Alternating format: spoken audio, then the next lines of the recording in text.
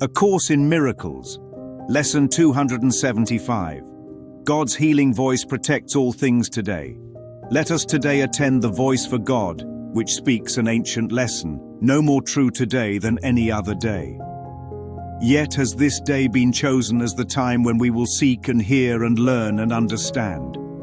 Join me in hearing. For the voice for God tells us of things we cannot understand alone nor learn apart. It is in this that all things are protected. And in this the healing of the voice for God is found. Your healing voice protects all things today, and so I leave all things to you. I need be anxious over nothing. For your voice will tell me what to do and where to go, to whom to speak and what to say to him, what thoughts to think, what words to give the world. The safety that I bring is given me. Father, your voice protects all things through me. Lesson 275. God's healing voice protects all things today. A traveler once wandered into a vast valley of red poppies. They had heard stories about the poppy fields their whole life. They thought the petals held the secret to a high beyond all highs. They thought the sap would give them the rush they were craving. But when they reached the heart of the field, the flowers weren't about the high at all. They were about where they came from. They were about remembering the source. They were about realizing that the real thing was never stepped on, never cut, never diluted. It was the direct line to the root. And standing there in the middle of the poppies, the traveler realized the search had never been about the petals. It had been about the bridge between craving and remembering. Lesson 275 really does feel like stepping right up to the poppy field. It says God's healing voice protects all things today. Not some things, all things. This is pure, unstepped-on perception correction. It's not the source itself.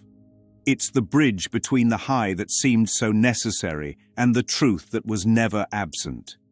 Picture a canyon with a churning, jagged river at the bottom, the river being the dream of fear, judgment, and conflict. On one side stands the sleeping mind that thinks it's separate, anxious, and confused. On the other side is the awakened mind, changeless, whole, and silent. God never crossed a canyon because in truth there is no canyon. But since the sleeping mind believes there's a canyon, the voice for God appears as a safe conductor. It is the rope bridge, not the destination. It is the one that says, "Step here, put your weight here, I'll hold you." It does not change the canyon. It changes the way the mind walks, and then the canyon can disappear. That is why it says all things are protected today. Not some, not most, all. The bridge does not ask which foot gets to cross. Every part crosses at once, or it is not crossing at all. The voice for God does not just protect holy things.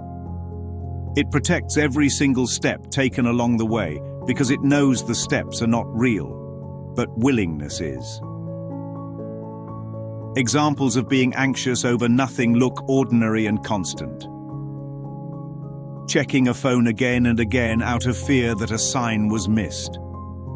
Rehearsing a conversation in the head and trying to control another person's reaction. White-knuckling the wheel in traffic because the clock claims lateness. Projecting outcomes about the next project, the next relationship, the next move. In each case, the voice for God whispers that nothing is missing and that the present is sufficient. Words will be given in the moment because only the present has any reality. If a different place were required, arrival would already be accomplished. If anything must be done, instruction will be given, and if anywhere must be visited, direction will be unmistakable. Trying to run the bridge alone is how the river swallows the walker. Learning cannot happen alone because alone is the belief that made the canyon in the first place. Alone is the fox in the henhouse assigned to guard the chickens and then blamed for the feathers. The ego only understands conflict and will never teach peace. The voice for God speaks of what cannot be understood by a mind insisting on isolation, because isolation is not a real condition. Here is what it looks like when lived. A day begins and the mind says it does not know what to do. Instead of scrambling, there is a pause and an inward, "I leave all things to you." A nudge arrives, perhaps to call a certain person, to go somewhere, to write a line, or to do nothing at all. Following that nudge is how all things are protected. A text feels off and the impulse to send is interrupted by a quiet wait. That is the protection. Writing begins and a sentence arrives, not from a personal author but through a willing mind. That is the thought given to give the world. The voice for God is not outside the listener. It is the part of mind that knows it is dreaming and speaks from the awakened side. It is not a person, and it is not a vocal cord event. It is a communication bridge, not between two minds, but between the mistaken part and the part that remembers oneness. Your healing voice protects all things today means the bridge is already under the feet. Step and it holds. Speak and the words are given. Think and the thoughts arrive. Safety does not have to be carried. Safety carries the one who walks. This is the uncut stream, the moment when all middlemen fall away. What remains is raw guidance, step by step, word by word, thought by thought, until steps and words and thoughts are no longer needed because home has been accepted. Submitted for your approval, a valley of poppies that was never about the petals, a canyon that vanishes the instant you stop pretending it is there, and a bridge that only appears because you already stand on the far side. Tonight's itinerary is simple, and it is written by a voice that needs no mouth, that speaks without sound, and that protects all things because in truth, nothing needs protection.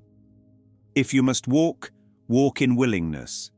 If you must speak, speak what is given. If you must think, let the thoughts be placed in your hands like lanterns. And when the lanterns reveal there was never a night, step off the bridge and into the place you never left.